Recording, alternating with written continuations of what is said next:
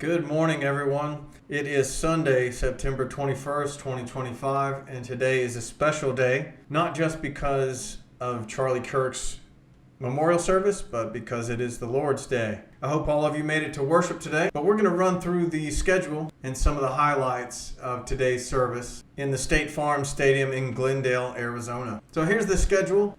Trump's going to end it with awarding Charlie the Medal of Freedom, which I think is pretty cool. Looks like it starts at 11 a.m. until 2 p.m. We're going to worship in tribute with Phil Wickham, Carrie Job Carnes, and Cody Carnes. I'm not familiar with them. At 2, you'll have the opening worship. At 2:20, Erica Kirk has a tribute. At 2:35, Susie Wiles, the Chief of Staff, will speak. And then 10 minutes later, at 2:45, Stephen Miller. 2:55, Faith and Values tribute.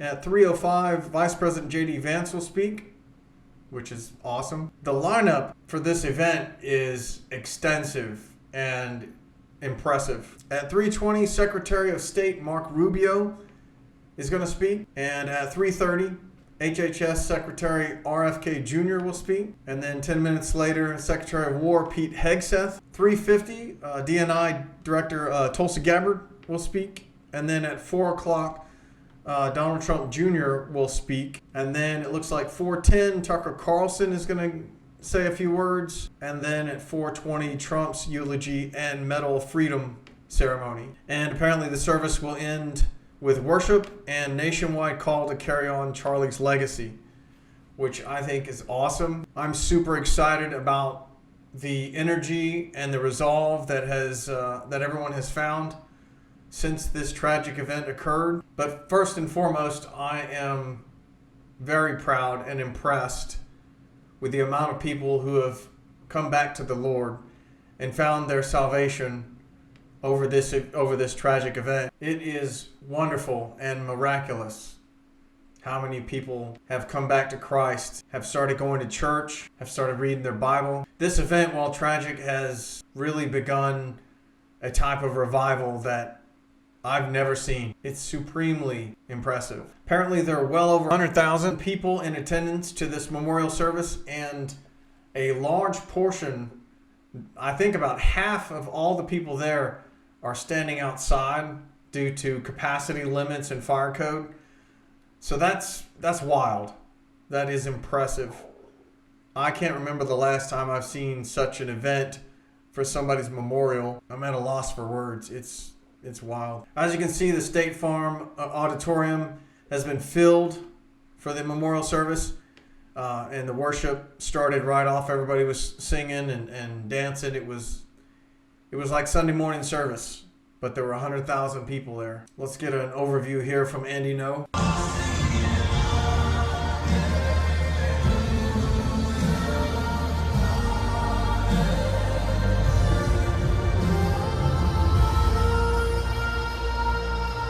That's just beautiful.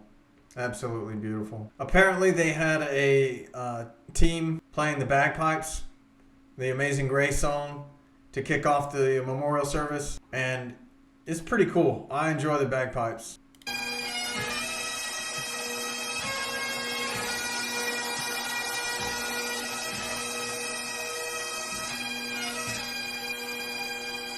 It's Matt Gates.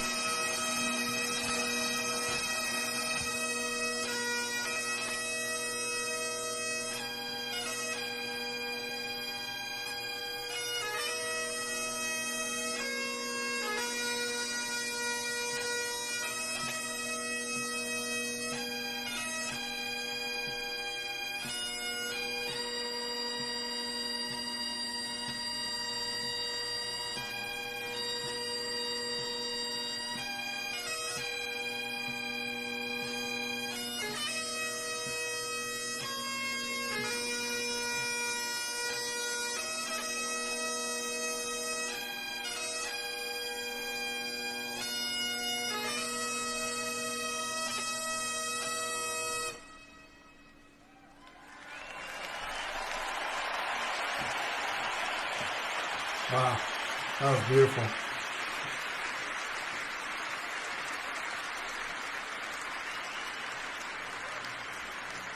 Bravo, guys. Well done. As I was saying, we have quite a few large personalities, prominent individuals, including the president and a lot of his cabinet. And then you had even Elon Musk was there, big guy in X and Tesla, no doubt posting from X right now. And then Tanya Posobiec posted about their kids basically learning about Charlie and his message and his mission, starting the legacy early, trying to get these kids into what he did and his impact and his message, and of course how to follow the path of the Lord. It's a beautiful thing to teach the next generation. And then the Gateway pundits reporting about the Medal of Freedom at the end of the ceremony. The Presidential Medal of Freedom is the highest possible civilian honor in the United States. The memorial has fully packed the State Farm Stadium in Glendale, Arizona, and is being viewed by hundreds of millions of people before speeches have even begun. That's intense, man. According to a schedule posted by the podcaster Mario Nawfal, President Trump will deliver the eulogy and present the Medal of Freedom at 4:20 p.m. EST, which is 5:20 p.m. for us at Central Time. And then, of course, the most important message of the entire event is the amount of people who were worshiping and have come to know Christ since this beginning. This is just amazing, miraculous.